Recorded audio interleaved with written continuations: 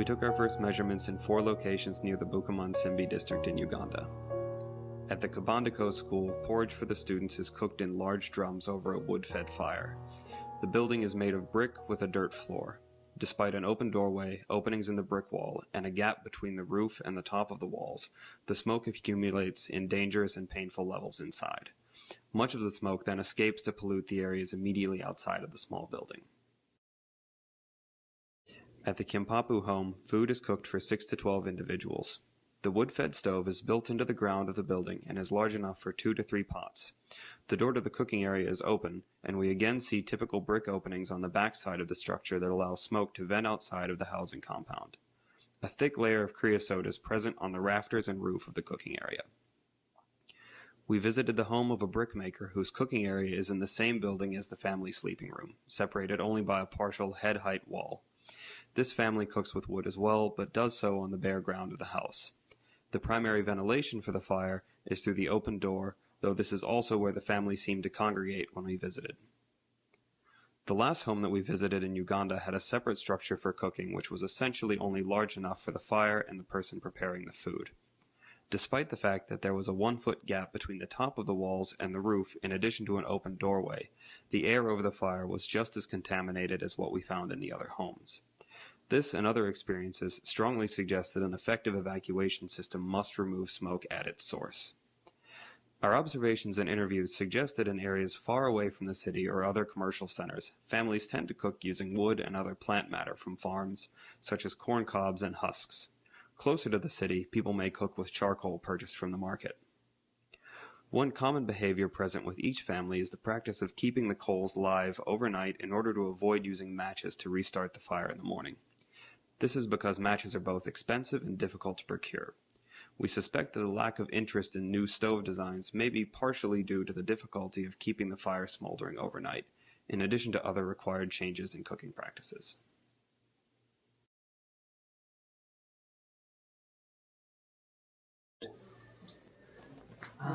Okay. We use this room for cooking. Okay, great. So, but there is no light. Well, what I'm going to do first is I have this instrument that when I turn it on, it starts to count the particles in the air, so like the smoke. It tells me how many and also how large they are. Micrometer. Right. So in 5 micrometer. 5 micrometer, 0.3 micrometer. From 0.3 up to 5. Up to 5. And so, while cooking is not happening, I will take a we call a baseline reading. So basically, I will see what the air is like when cooking is not happening. Okay. So I will go in there if that's okay. No problem. You can go there. Okay. You can open the door? This is okay. This is just great. And so I've started to count, and I'm getting these readings for how many particles are in the air. This is actually pretty good. This is good right now because cooking isn't happening, so there's not much in the air. So this is the great. quantity of what? This is a number of particles per liter. So you think of like a 1 liter bottle. And so this is 127,000 particles that are this size, but that's not so many compared to when you would see, if there was a lot of smoke. So this air is not so bad. And so down here, it's a little hard to see, but you say cooking happens in this room. We can bring the charcoal. Bring the what? The charcoal for cooking. Okay. Not yet. Okay, not yet.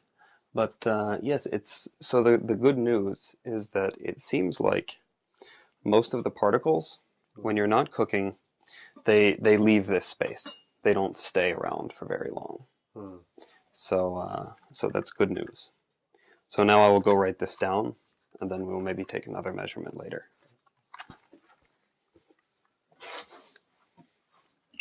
So we'll take one more, just to be sure.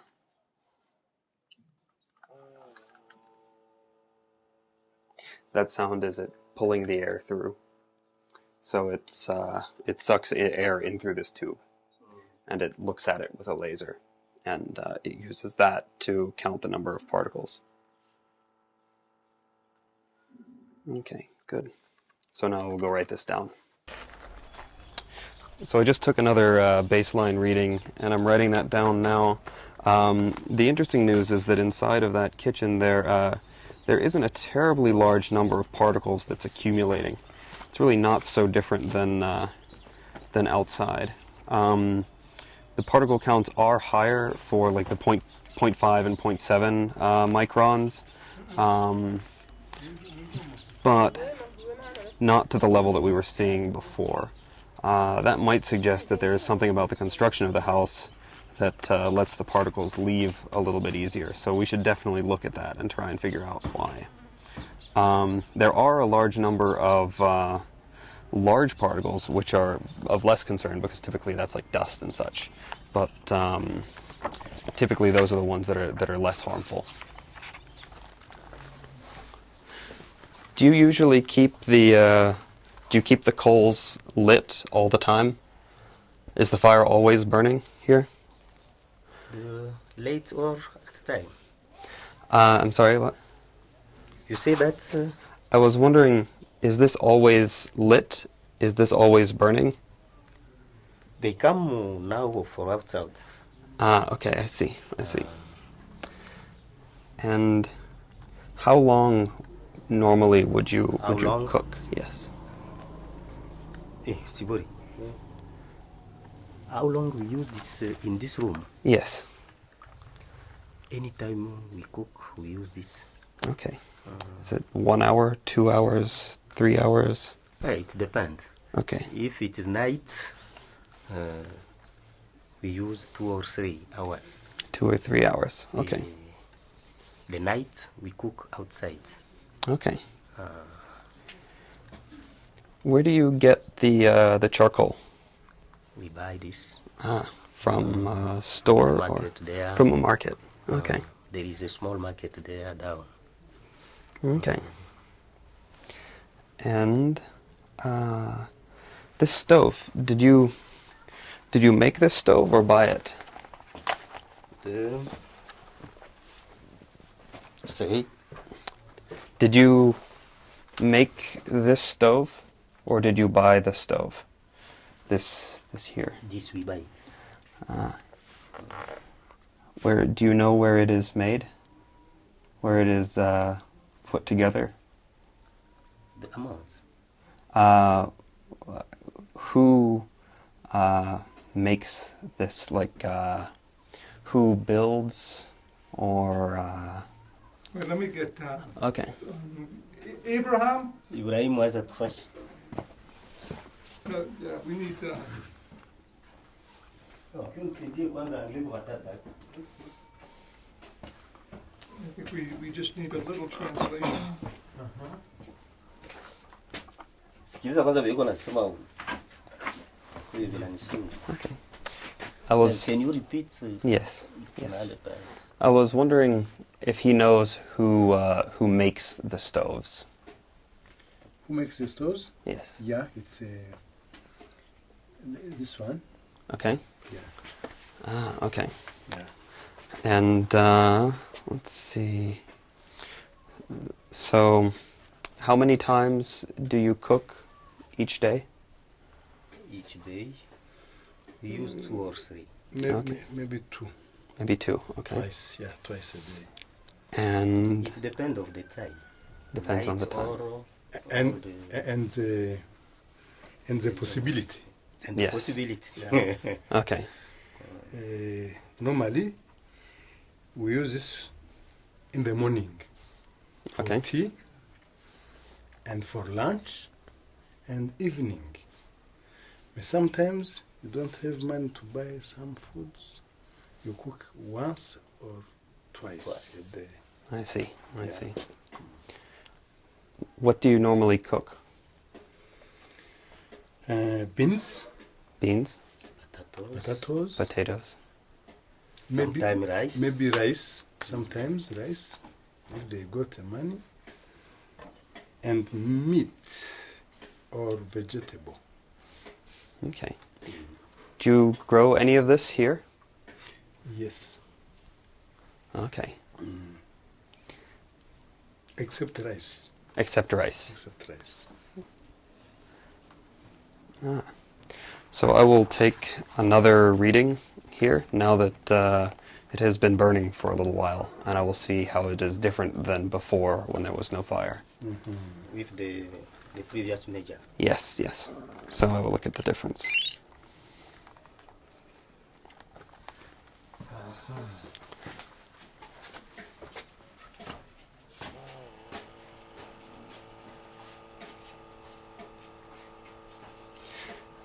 So the fire has only been burning for maybe a few minutes, but some of the particles, especially the smaller ones, are starting to increase. So there's a little bit of smoke accumulating, but this is a smaller fire, so it looks like maybe the smoke isn't quite as much. Also, it looks like, it's hard to see, but it looks like the charcoal is making less smoke than the wood, which makes sense. So I think the charcoal is a little bit cleaner burning. And I also think I noticed on this... And when they open the windows, Mhm. I think some smoke go outside. Do they open the windows when cooking? Sometimes, yeah. Okay, sometimes, but yeah. not always. But it's rain night. They don't. So if it's raining or at night, Yeah. why not at night?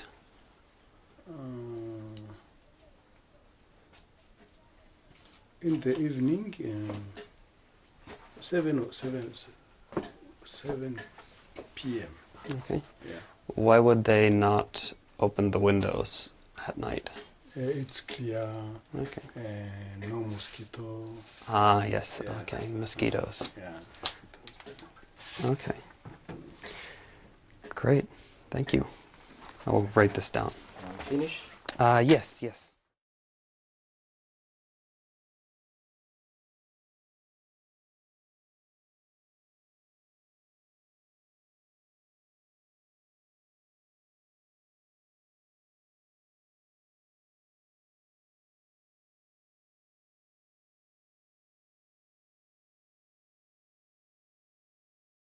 So what I'm doing right now is basically taking a baseline reading of the air quality that's sort of like outside of the children's home and away from the kitchen.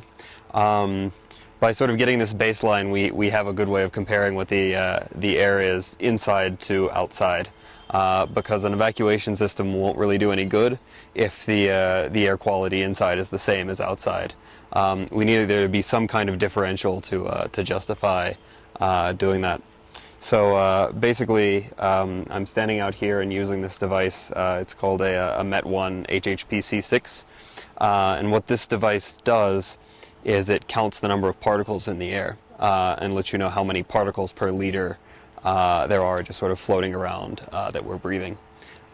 It breaks those down into size ranges from 0.3 microns up to 5 microns and above. And the size has a lot to do with the health impacts of the particles. The small particles are the ones that carry the most potential for harm. But this device lets us see how many particles there are in a wide variety of size ranges. So we're really getting a lot of information out of this device. Okay, so what I'm going to do now is just take another reading as some of the cooking is getting started, just to see what the difference is. It'll give us another data point between before they've started cooking and when cooking has sort of started in earnest. And just a very brief look at the numbers says that they're already going up pretty dramatically. And we can kind of see that visually in some of the haze. When you look down that hall towards the firewood, you can see some of the smoke escaping. Right now it looks like it's escaping through the doors, through the windows, and also through that hole up above the cooking pots, which I believe that hole was put there for that purpose. So here I'm going to take another measurement because right now we've just put another pot on the fire and a whole lot of smoke came out. And I was just learning that I think some of the some of the large volumes of smoke come from the bark around the outside of the trees, which they also burn in addition to the hardwood in the middle. And it's sort of been described to be kind of like paper. So when that goes up, it produces a whole lot of smoke that we can see now. The other thing that we can see is that, well, it's starting to smell a little bit like onions as well. You can smell the food. It smells great. So the smoke in the background has gotten to be really dramatic. There's a new pot on the stove. A lot of bark is being burned, and that's generating even more smoke than the hardwood that's in the middle. So we're seeing it mostly coming from this far burner over here, which is escaping a little bit through that corner, but it's farther away from this hole here, so not much of it is escaping that way. The smoke is sort of starting to burn the eyes a little bit. So it's substantially more than we were seeing before. We are almost maxing out the particle counts that this device can measure. So I'm standing next to a water tank right outside the kitchen now. You can see some of the smoke billowing out from the openings in the kitchen wall. And what we're seeing is, even though we're completely outside the building, the smoke here next to this water tank, where people might be getting their drinking or washing water, is actually causing the fine particulates especially to be almost exactly the same out here as they are inside, which is kind of startling. And I have to say, I didn't expect that the difference in air quality from like out here to inside while cooking is going on would be so negligible. So that's interesting, and we're really going to have to reflect on that if we do decide to design an evacuation system, because if we're pumping the bad air from inside out into places where kids might be playing or people might be getting their water, then, you know, is that actually a good thing to do? So we'll have to really think hard about what we actually do with the air once we've evacuated it from the cooking space.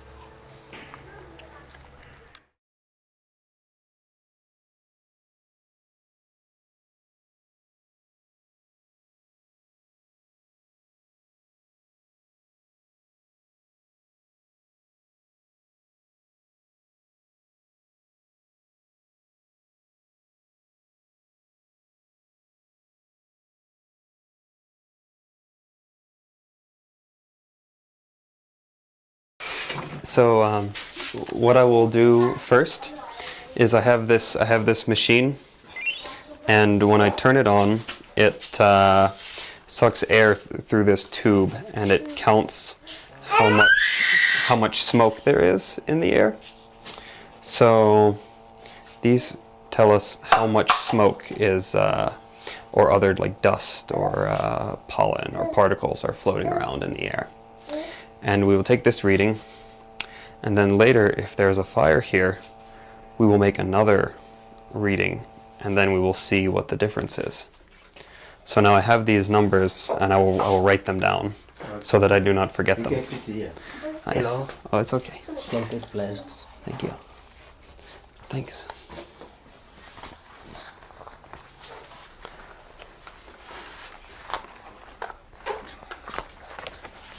So. Oh, it's okay. It's okay. So I just took another baseline reading, this time inside another house, and what I'm seeing here is actually that it's about the same concentration as we saw in the previous home. What will be interesting is to see what the difference is between this house and the other one when there's some fuel burning.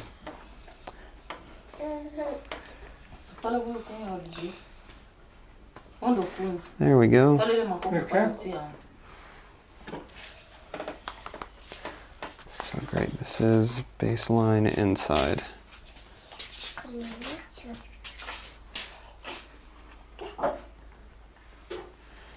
Okay.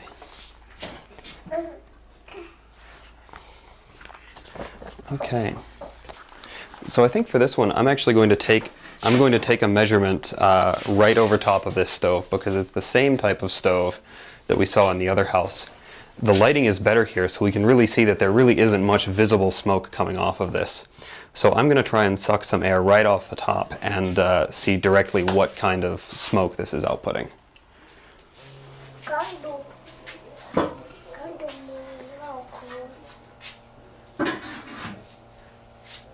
And wouldn't you know it, the readings that I'm getting are actually almost cleaner than the ambient air. I'm really not seeing many particles coming off of this.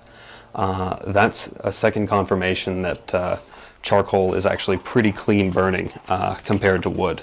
So I'll write that down as well. And then I may take one more after it's been burning for a little while, just to be sure. Now my guess is that because this charcoal has been burning elsewhere for a little while, it may be that most of the burnt stuff that was going to float out because of the heat has already done that. But we need a few more readings to be sure about that.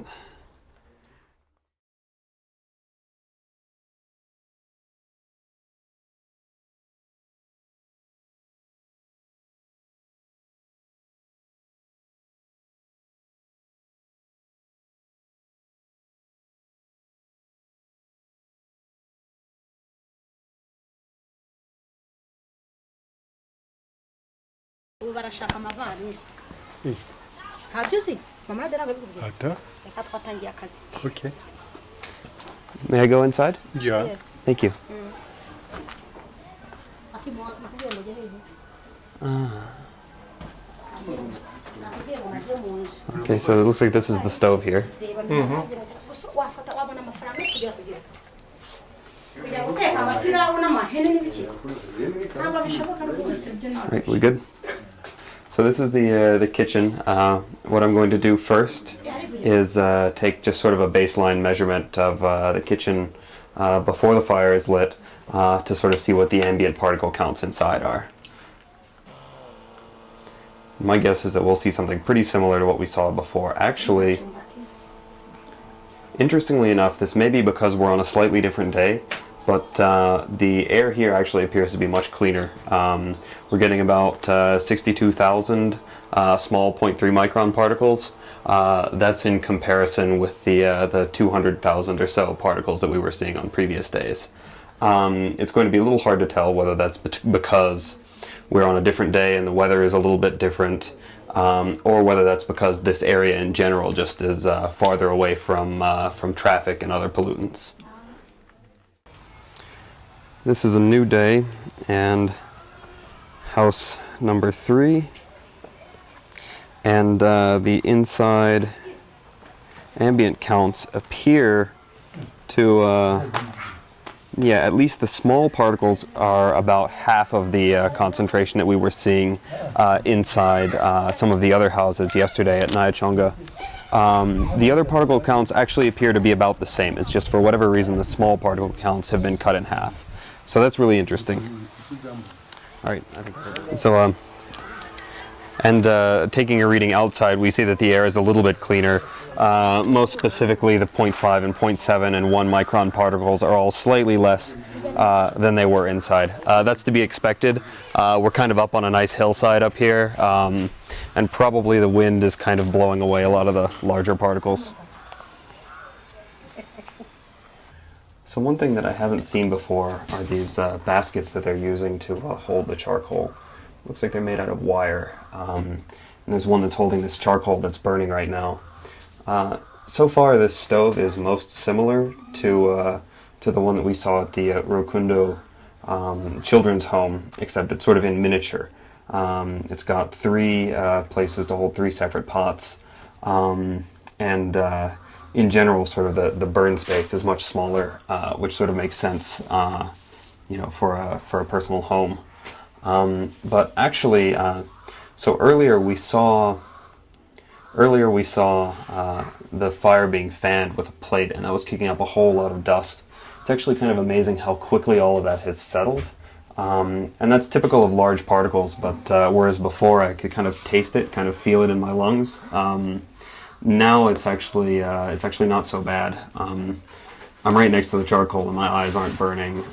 It's certainly hot. It's very hot here, but you know, it's not.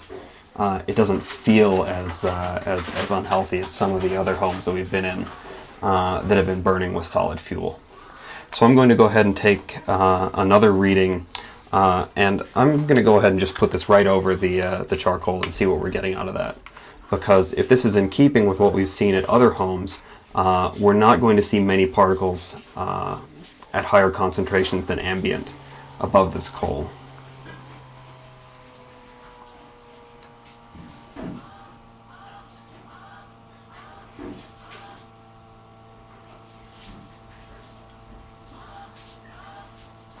Alright, so if I'm comparing that to what we saw yesterday,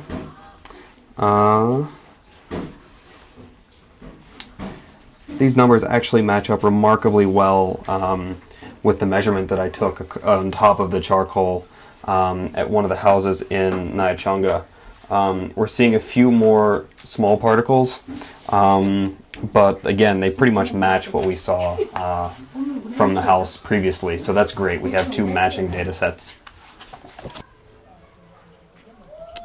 So we're pretty much at the end of our trip now. We've seen a wide range of different types of houses, different stove types, different fuel types. We've got a ton of data. We've collected readings at each of the places that we've been, both before, during, and after cooking. And I think that we have a pretty good initial sense of how cooking works, both here and in Uganda as well. And it's great. Now we have all of this data. We have to pack it all up, take it home, and then try and come up with some good ideas from it. We're going to have to really put our heads together to come up with the right conclusions from the information that we've gathered. But so far, I think we've confirmed a few things that all of the research that we've read prior has also suggested. Coal makes a whole lot less, or makes many fewer particles than wood fires, and we're seeing that predominantly in areas around the city. We've also gotten, just beyond the numbers that we've collected, we've gotten a good sense of the practices, the schedules, and the attitudes towards cooking. So with any luck, we'll take all of this home, and we'll come back soon with some ideas to try out.